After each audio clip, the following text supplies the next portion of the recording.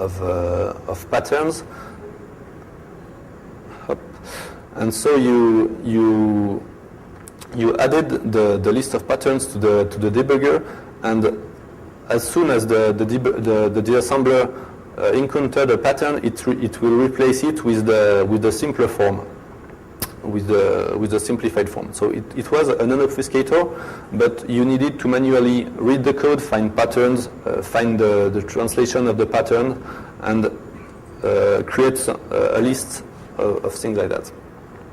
And so finally you obtained code like this, which is much easier to read if you're familiar with assembly. So what we had earlier in the previous window is equivalent to, I think, 2 lines here. So the whole messy graph is now reduced to a few lines in this window. So it was quite powerful, but we needed to have a heavy manual intervention with reading the obfuscated code, finding patterns, finding how to solve the patterns and stuff like that. So the next step was to add automatic methods to deal with obfuscation. So the T2 was a reversing challenge, and then we had to work on a real commercial protector. So we reused some of the techniques we used on the T2 challenge, but more generalized. So that's what Alexandre will present to you. Hi. So it works? Yeah. Okay. So the product we have studied is a real mainstream product that is used by millions in software, and sometimes it's also used, for example, on malwares. A big problem with protectors that use virtualization is that there exists actually no automatic tool to analyze this kind of protection. We know how to do some kind of automatic unpacking for classical packers from years now. Many solutions exist, for example, using instrumentalized virtual machine like VMware, or binary instrumentation like PIN from Intel. But there was no such kind of tool that exists for protectors that use virtualization. And one of the targets that one of the goals we want to tackle during this work was to propose a set of techniques that would allow some kind of automatic de-virtualization, or to break virtualization automatically, whatever is the virtual machine that is used by the protector. So for the particular target we have studied, like I said, it's a real-world virtualization-based protection.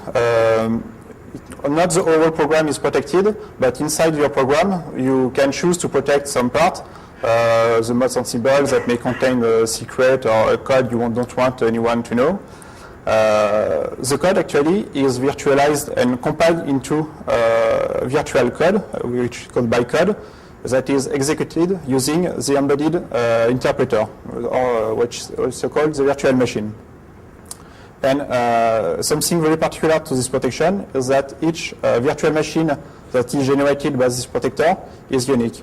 So there's a kind of polymorphism, and we also see how we solve this problem. Code is massively obfuscated, so that's something we have already worked on, and we already had a few techniques. We developed some news. And also we can have the list of all the instruction handlers quite easily.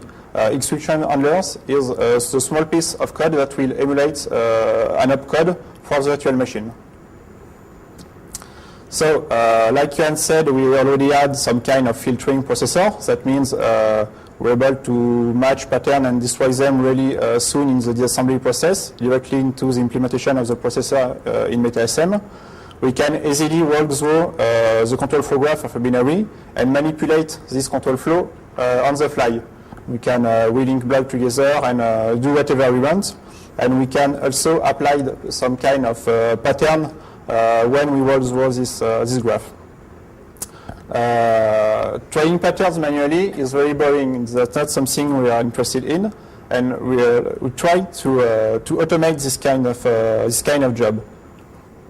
So to sum up, what we wanted to do is to rewrite the code into a simpler form, but Doing so, we want to preserve its semantics, of course, because we're interested by it.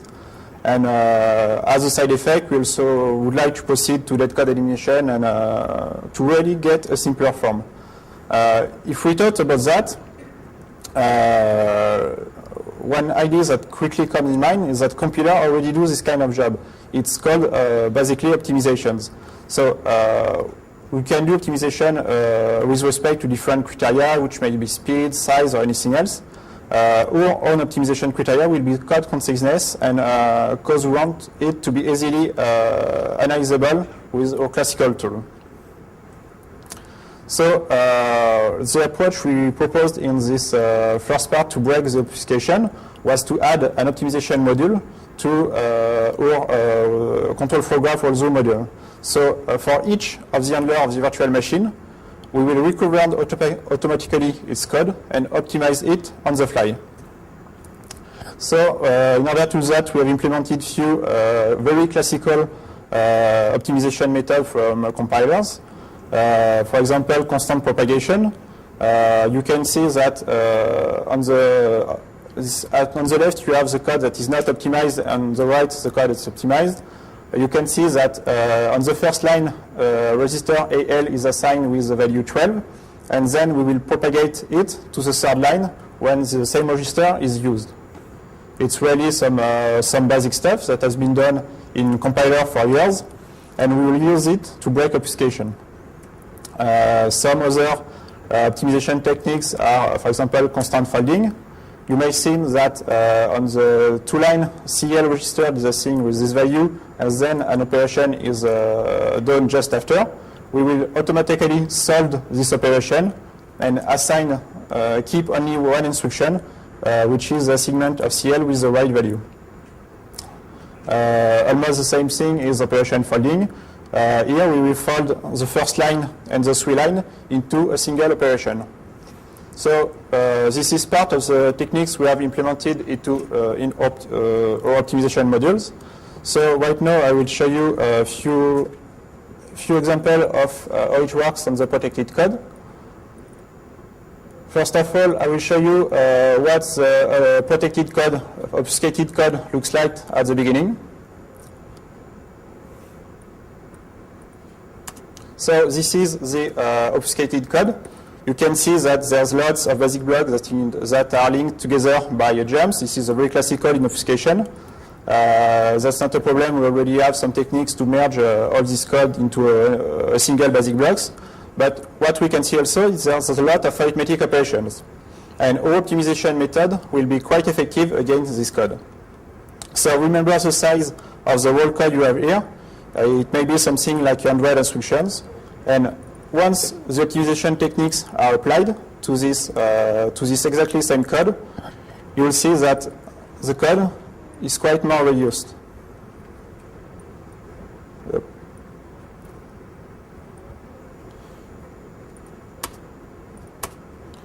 Okay, so now we have only five instructions, because our optimization techniques have been applied, and we're now able to, if we want, manually analyze this code. Now it's quite easy. I will not have analyzed the first code. It will be too long and useless. But now we are able to do it, and we're also able to easily compute what is the semantic of its code. It will be the next part.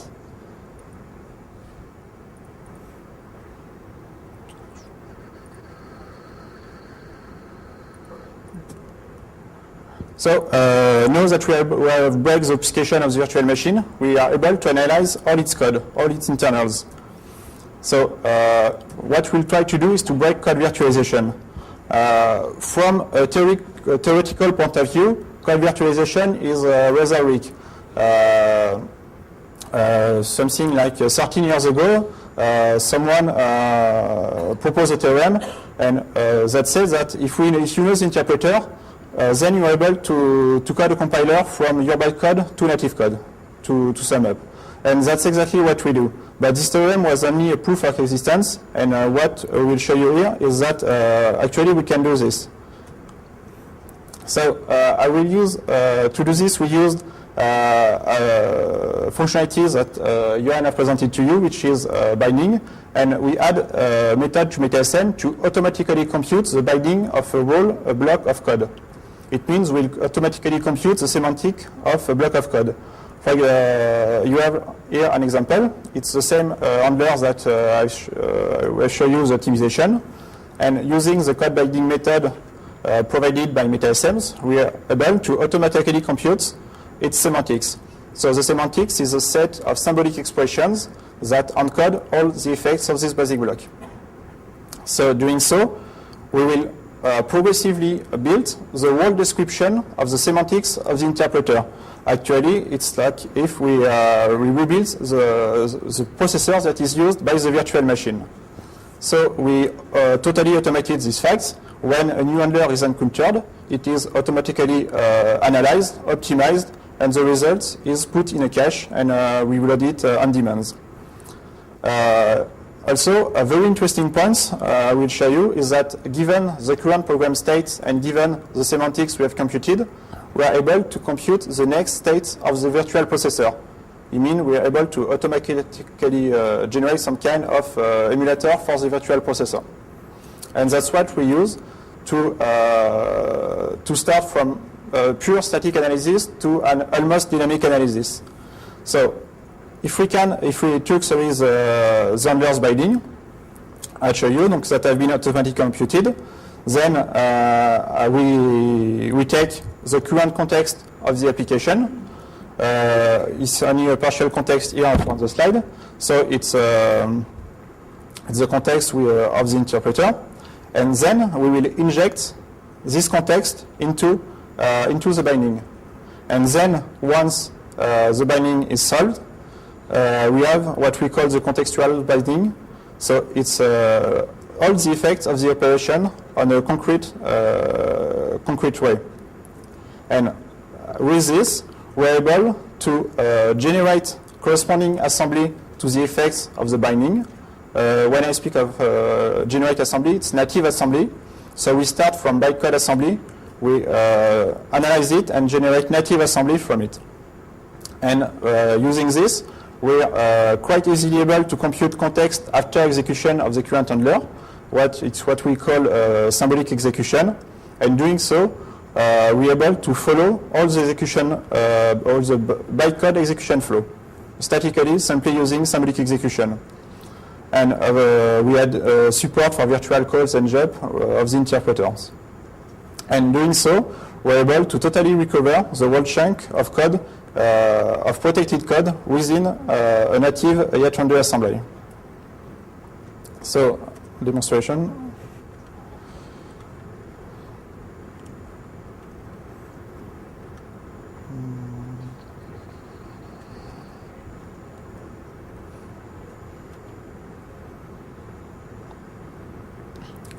So okay, here we encountered a call to the virtual machine, and we have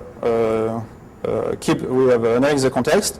So here's the context at the beginning of the execution, and we can execute one step, actually one instruction of the virtual machine. So the instruction handler is automatically disassembled and optimized. Binding is computed. Here is the context before the execution of the binding. Then we inject binding into we inject the context into the binding, and after we solved it, and then we compute the context after the execution. It's a kind of automatically generated emulation of the virtual CPU, and then we generate a native Yoann assembly. So we do this for all the handlers automatically. It will follow all the paths within the chunk of protected code, and at the end it will generate shell code, and we can have the whole chunk of protected code into a native assembly. So quite quickly we can see a few particularities into this code. There's lots of push and pop. All the values are pushed onto the stack before being used. So there's an aspect like a stack automaton.